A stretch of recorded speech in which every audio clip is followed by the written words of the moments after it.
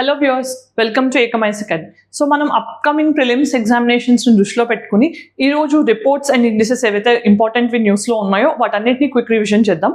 So first ఇక్కడ ఒకసారి topic listing చూద్దాం.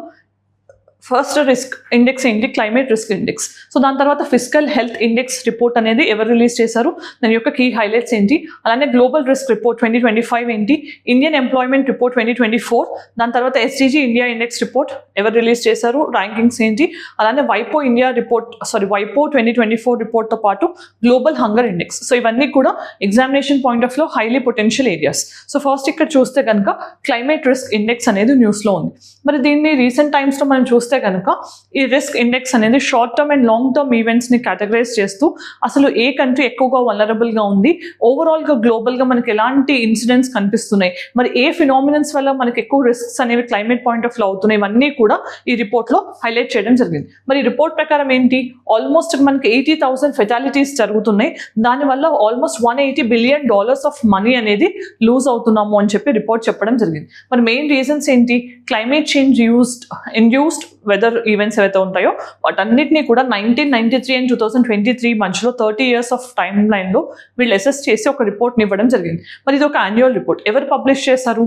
ఎన్వైర్మెంటల్ ఆర్గనైజేషన్ అనే జర్మన్ వాచ్ రిలీజ్ చేయడం జరిగింది. రైట్. మరి ఇక్కడ మెయిన్గా కీ ఫైండింగ్స్ ఏంటో చూద్దాం. ఇది అసలు ఎక్స్ట్రీమ్ ఈవెంట్స్ యొక్క ఇంపాక్ట్ ఎలా ఉంటుంది అన్ని కంట్రీస్ మీద, ఏ కంట్రీస్ ఎలా వల్నరబుల్గా ఉన్నాయి, ఆ కంట్రీస్లో ఏ ఫినామినన్ వల్ల ఎక్కువగా మనకి ఈ రిస్క్ ఈవెంట్స్ జరుగుతున్నాయి అనేది హైలైట్ చేశారు. సో ఫస్ట్ చూస్తే కనుక 80,000 పీపుల్ చనిపోయారుతో పాటు ఇండియాలో మనకి $180 బిలియన్ ఆఫ్ లాస్ అనేది ఉంది అని కూడా రిపోర్ట్ చెప్తోంది. మన నెక్స్ట్ గ్లోబల్ స్టాండింగ్లో చూస్తే ఇండియా 6th పొజిషన్లో ఉంది. అంటే ఎక్కువగా క్లైమేట్ రిలేటెడ్ ఈవెంట్స్ జరుగుతున్న 6th కంట్రీగా ఇండియా ఉంది విత్ ఆల్మోస్ట్ క్లైమేట్ డిజాస్టర్స్. మరి ఇక్కడ చూస్తే 10% ఆఫ్ ద గ్లోబల్ డిజాస్టర్స్ ఇండియాలో జరుగుతున్నాయి క్లైమేట్కి సంబంధించి అని, 4.2% ఆఫ్ గ్లోబల్ ఎకానమిక్ లాసెస్ కూడా ఇండియాలో జరుగుతున్నాయని చెప్పడం జరిగింది.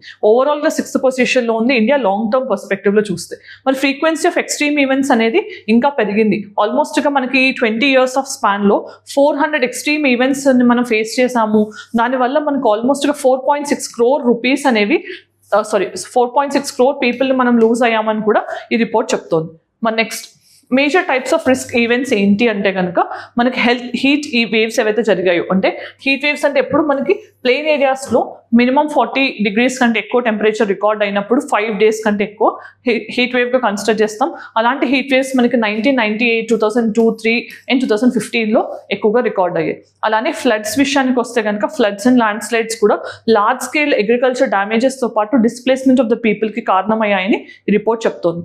సైక్లోన్స్ విషయానికి వస్తే 1998 గుజరాత్ సైక్లోన్ కానీ, 1999 ఒడిస్సా సూపర్ సైక్లోన్ కానీ, హుద్ సైక్లోన్ 2014 కానీ, అండ్ సైక్లోన్ అంఫాన్ అనేది 2020, ఈ అన్నీ కూడా మనకి లార్జ్ స్కేల్ లాసెస్ని దాంతోపాటు హ్యూమన్ అండ్ ఎకనామిక్ లాసెస్ని కల్పించాయని చెప్పి రిపోర్ట్ చెప్పడం జరిగింది. మరి నెక్స్ట్ ఏంటి, ఫిజికల్ హెల్త్ ఇండెక్స్ రిపోర్ట్. మరి దీన్ని ఎవరు రిలీజ్ చేశారు? నీతి ఆయోగ్ రిలీజ్ చేసింది. దీని ప్రకారం ఏంటి, స్టేట్స్ని ఫైనాన్షియల్గా అంటే ఫిజికల్ పారామీటర్స్ మీద అసెస్ చేసి ఒక ర్యాంకింగ్ ఇవ్వడం జరిగింది. మరి ఇక్కడ ఏంటి, ఫిజికల్ హెల్త్ ఇండెక్స్ అనే దాన్ని 18 స్టేట్స్కి అసెస్ చేసి ఈ రిపోర్ట్ అనే దాన్ని 2022-23 ఇయర్లో వాళ్ళ ఫిజికల్ పారామీటర్స్ ఎలా ఉన్నాయి, పర్ఫార్మెన్స్ ఎలా ఉందనే దాన్ని బట్టి అసెస్ చేసి నీతి ఆయోగ్ రిలీజ్ చేయడం జరిగింది. ఇది ఒక యాన్యువల్ పబ్లికేషన్ అనమాట. మరి దీని యొక్క ఆబ్జెక్టివ్స్ ఏంటి, ఫిజికల్ గవర్నెన్స్ని ప్రమోట్ చేయడంతో పాటు ఎకనామిక్ రెసిలియన్స్ని అలానే స్టెబిలిటీ ఆఫ్ ద కంట్రీని పెంచడం అనేది మెయిన్గా కనిపిస్తుంది. మరి క్రైటీరియాస్ ఏంటి అంటే క్వాలిటీ ఆఫ్ ఎక్స్పెండిచర్ ఎంత ఉంటుంది, వాళ్ళ రెవెన్యూ జనరేషన్ ఎలా ఉంది, ఫిజికల్ డిసిప్లిన్ ఎలా ఉంది, డెట్ లెవెల్స్తో పాటు డెట్ సస్టైనబిలిటీ ఎలా ఉంది అనేది కూడా అసెస్ చేస్తారు. మరి మెయిన్గా చూస్తే బెస్ట్ పర్ఫార్మర్స్గా ఈసారి ఒడిస్సా ఫస్ట్ ర్యాంక్లో ఉంది.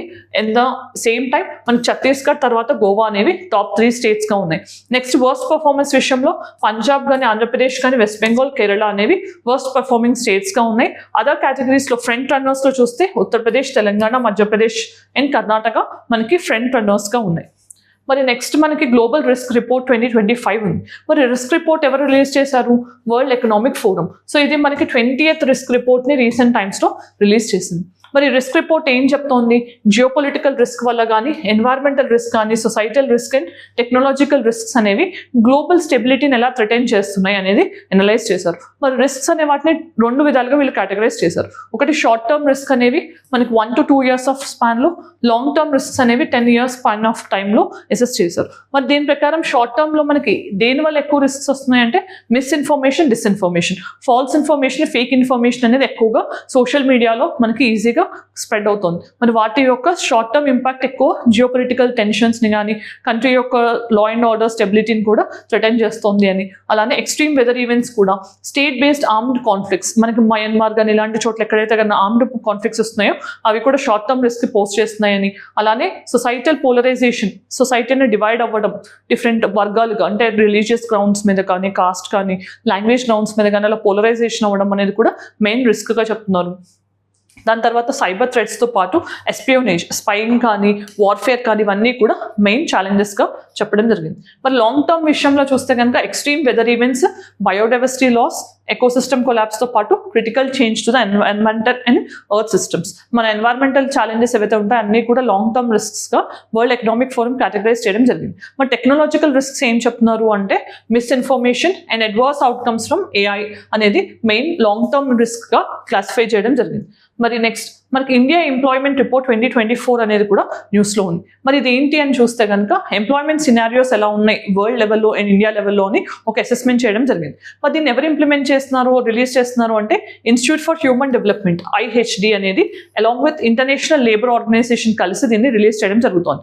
మరి గ్లోబల్ యూత్ అన్ఎంప్లాయ్మెంట్ ట్రెండ్స్ ఎలా ఉన్నాయంటే 2021 డేటా ప్రకారం 15.6 గ్లోబల్ యూత్ అన్ఎంప్లాయ్మెంట్ రేట్ ఉంటే మనకి 2023లో ILO డేటా ప్రకారం అది 13.3కి తగ్గింది అని చెప్తున్నారు. అంటే ఓవరాల్గా 15.56 నుంచి మనకి 13.3కి తగ్గింది అంటే గ్లోబల్ అన్ఎంప్లాయ్మెంట్ రేట్స్ తగ్గాయని అర్థం చేసుకోవాలి. మరి ఇండియన్ యూత్లో అన్ఎంప్లాయ్మెంట్ రేట్ ఎలా ఉంది అంటే పీరియాడిక్ లేబర్ ఫోర్స్ సర్వే ఏదైతే MOSPI ministry of statistics and programme implementation launch చేస్తుందో ఆ డేటా ప్రకారం 15 to 29 years ఆఫ్ ఏజ్ మధ్యలో మనకి 10.2% అనేది 2023-24లో అన్ఎంప్లాయ్మెంట్ రేట్గా ఉంది. అది గ్లోబల్ యావరేజ్తో పోలిస్తే తక్కువగా ఉంది అని చెప్పడం జరిగింది. రైట్. మరి next improving the worker population ratio అంటే ఎంతమంది వర్క్ ఫోర్స్లో ఉన్నారనేది మనకి ఎలా చెప్తున్నారంటే ఇది ఇంతకు ముందు ఉన్న 31% ఏదైతే ఉందో దాని నుంచి 41%కి పెరిగింది. అంటే 10% పెరిగింది వర్కర్ పాపులేషన్ రేషియో అని చెప్తున్నారు. అలానే ఫార్మల్ సెక్టర్ ఎంప్లాయ్మెంట్ ఎక్కువ అవుతుంది. ఇది ఎలా అర్థమవుతుంది మనకి 1.3 crore మెంబర్స్ సబ్స్క్రైబ్ అయ్యారు ఇక్కడ EPFOలో. అంటే ఫార్మలైజేషన్ ఆఫ్ ఎకానమీ అవుతుందని మనం అర్థం చేసుకోవాలి. మరి ఇక్కడ ఈ రిపోర్ట్ని మెయిన్గా మనకి ఇచ్చిన ఇన్స్టిట్యూట్ ఫర్ హ్యూమన్ డెవలప్మెంట్ అనేది ఏంటి? ఇది ఒక ఇండియన్ రీసెర్చ్ ఆర్గనైజేషన్. సో ఇది ఎప్పుడు ఎస్టాబ్లిష్ అయింది? 1998లో ఎస్టాబ్లిష్ అయింది. మరి దేని మీద ఎక్కువగా వర్క్ చేస్తుంది? Labour, employment and socio economic developments మీద ఫోకస్ చేస్తుంది. దాంతోపాటు ఇన్ఫార్మల్ లేబర్, మైగ్రేషన్ కానీ అలానే సోషల్ ప్రొటెక్షన్తో పాటు human development and policy insights, inequality and poverty విషయంలో ఇది వర్క్ చేస్తూ ఉంది. మరి నెక్స్ట్ UPSC ప్రిలిమ్స్ 2025 రాయాలనుకుంటున్న ఆస్పిరెంట్స్ అందరికీ ఏకమైఎస్ అకాడమీలో 17th March నుంచి ర్యాపిడ్ రివిజన్ ప్రోగ్రామ్ అనేది స్టార్ట్ అవబోతుంది. ఈ ప్రోగ్రామ్లో మీకు 125 hours ఆఫ్ లెక్చర్స్లో స్టాటిక్ అండ్ కరెంట్ అఫైర్స్ని లింక్ చేస్తూ ప్రీవియస్ పేపర్స్ని అనలైజ్ చేసి మీకు యూస్ఫుల్గా లెక్చర్స్ని డిజైన్ చేశారు. డీటెయిల్ షెడ్యూల్ కావాలి అనుకుంటే కనుక QR కోడ్ని స్కాన్ చేయండి. ఈ ప్రోగ్రామ్ మొత్తం కూడా వెరీ అఫోర్డబుల్ రేట్ ఆఫ్ 2,999కి లభిస్తుంది. ఈ ప్రోగ్రామ్లో ఎన్రోల్ అయిన వాళ్ళకి టెస్ట్ సిరీస్ అనేది 999కి లభిస్తుంది. సో ఇంకా ఫర్దర్ డీటెయిల్స్ కోసం ఈ నెంబర్కి కాంటాక్ట్ చేయొచ్చు. నెక్స్ట్ ఇండెక్స్ మనం డిస్కస్ చేయబోతోంది ఏంటంటే SDG ఇండియా ఇండెక్స్ రిపోర్ట్. మరి ఇక్కడ చూస్తే కనుక నీతి ఆయోగ్ అనేది మనకి 4th ఎవాల్యుయేషన్ రిపోర్ట్ని SDGs పాయింట్ ఆఫ్ లో రిలీజ్ చేసింది. SDG అన్నప్పుడు మనం గుర్తుపెట్టుకోవాల్సింది వరల్డ్ లెవెల్లో UN సస్టైనబుల్ డెవలప్మెంట్ నెట్వర్క్స్ అనేది ఏదైతే ఉందో అది రిలీజ్ చేస్తూ ఉంటుంది. ఇండియా లెవెల్లో SDGsకి సంబంధించిన పెర్ఫార్మెన్స్ నీతి ఆయోగ్ ఇస్తూ ఉంటుంది. మరి ఇక్కడ 16 SDGsలో ఏదైతే 2014, 2015 UN జనరల్ అసెంబ్లీ అడాప్ట్ చేసుకుందో దాంట్లో 17th one తప్పించి 16 SDGsలో మనకి పెర్ఫార్మెన్స్ అనేది అసెస్ చేయడం జరిగింది. ఎవరు రిలీజ్ చేశారు? నీతి ఆయోగ్ రిలీజ్ చేసింది. మరి స్కేలింగ్ అనేది 1 to 100 అనేది ర్యాంకింగ్ ఇచ్చారు. మరి దాని ప్రకారం ఇండియా అనేది 71 పాయింట్స్తో ఆల్మోస్ట్గా మనకి 2023-24లో ఇంతకు ముందు ఉన్న పాయింట్స్తో ఇంక్రీజ్ అయింది. సో ఇప్పుడు కీ డ్రైవర్స్ ఏంటి, మనం ఎక్కడ పర్ఫామ్ చేస్తున్నాం బెటర్గా అంటే poverty, first one zero poverty, అలానే economic growth SDG 8 point of లో కానీ, climate action SDG 13 point of లో కానీ ఇండియా బెటర్గా పర్ఫామ్ చేస్తున్నట్టు తెలుస్తుంది. మరి టాప్ పర్ఫార్మర్స్ ఎవరు అంటే కేరళ అండ్ ఉత్తరాఖండ్ అనేవి మనకి మెయిన్గా ఎస్టీజీ ఇండియా ఇండెక్స్లో 79 పాయింట్స్తో టాప్లో ఉన్నాయి. నెక్స్ట్ లోయెస్ట్ పర్ఫార్మెన్స్ బీహార్ అనేది వర్స్ట్గా ఉంది. నెక్స్ట్ జార్ఖండ్ 62 పాయింట్స్ అనేది బీహార్ తర్వాత ఉంది. నెక్స్ట్ హైయెస్ట్ గెయిన్స్ ఎవరు అంటే పంజాబ్ కానీ మణిపూర్, వెస్ట్ బెంగాల్ అండ్ అస్సాం అనేవి ఈ టైంలో లాస్ట్ అసెస్మెంట్కి ఇప్పటికీ బాగా గెయిన్ అయ్యాయని రిపోర్ట్ చెప్తోంది. మరి నెక్స్ట్ వైపో 2024 రిపోర్ట్. మరి ఇది ఏంటి? World intellectual property organisation release చేసిన రిపోర్ట్. ఇది ఇంటెలెక్చువల్ ప్రాపర్టీకి సంబంధించి ఎలాంటి రైట్స్ మనకి రికార్డ్ అవుతున్నాయి అనేది ఒక రిపోర్ట్ ఇవ్వడం జరిగింది 2024కి సంబంధించి. మరి దీంట్లో ఇండియా మనకి చూస్తే కనుక top 10 global intellectual property rights ఉన్న కంట్రీస్లో మనకి ఇండియా అనేది స్థానం పొందడం జరిగింది ఫస్ట్ టైం. సో ఇంతకుముందు ఇండియా టాప్ 20లో ఉండేది, ఇప్పుడు టాప్ 10కి చేరుకోవడం జరిగింది. మరి ఇండియా వరల్డ్ వైడ్ పేటెంట్స్లో చూస్తే కనుక 6th పొజిషన్లో ఉంది. ఎన్ని పేటెంట్స్ రికార్డ్ అవుతున్నాయి? 64,480 పేటెంట్స్ అనేవి రికార్డ్ అవుతున్నాయి ఇండియాలో అనేది తెలుసుకోవాలి. మరి ట్రేడ్ మార్క్స్ విషయంలో చూస్తే కనుక మనం 4th పొజిషన్లో ఉన్నాం ఇండియా. అండ్ ఓవరాల్గా చూస్తే 149% పేటెంట్స్ అనేవి ప్రొటెక్ట్ అవ్వడం జరుగుతుంది. సో మనకి మెయిన్ ఎక్కడ రికార్డ్ అవుతున్నాయి పేటెంట్స్ అంటే హెల్త్ సెక్టర్లో 21%, అగ్రికల్చర్లో 15%, క్లోదింగ్లో 12% రికార్డ్ అవుతున్నాయి. రైట్. నెక్స్ట్ మరి అసలు వైపో గురించి మనం డిస్కస్ చేసే ముందు, వైపో అనేది ఒక స్పెషలైజ్డ్ ఏజెన్సీ ఆఫ్ యుఎన్. ఇది మనకి గ్లోబల్ ఇన్నోవేషన్ ఇండెక్స్ని రిలీజ్ చేస్తూ ఉంటుంది. ఆ ఇండెక్స్ రిలీజ్ అయిన 2024 ర్యాంకింగ్ ప్రకారం ఇండియా 39th పొజిషన్లో ఉంది. సో వైపో అనేది జెనీవా, స్విట్జర్లాండ్లో ఉన్న ఆర్గనైజేషన్. సో దీంట్లో 1975 నుంచి ఇండియా మెంబర్గా ఉంది. రైట్. నెక్స్ట్ లాస్ట్ వన్ ఏంటి? Global hunger index 2024. మరి దీన్ని ఎవరు రిలీజ్ చేశారు? కాన్సర్న్ వరల్డ్ వైడ్తో పాటు వెల్త్, హంగర్, లైఫ్. సో ఈ 2 NGOs ఏవైతే ఉన్నాయో అది గ్లోబల్ హంగర్ ఇండెక్స్ని రిలీజ్ చేశాయి. సో మరి దాని ప్రకారం ఇండియా 127 కంట్రీస్లో 105th పొజిషన్లో ఉంది. ఇండియా యొక్క స్కోర్ ఎంత ఉంది అంటే కనుక మనకి 27.3% ఉంది. అంటే ఇండియా సీరియస్ హంగర్ ఉన్న కేటగిరీ స్టేట్గా రికార్డ్ అయింది. సో ఏ స్కోర్ అయినా 9.9 కంటే తక్కువ ఉంటే దాన్ని లో హంగర్ లెవెల్ కంట్రీగా చెప్తారు.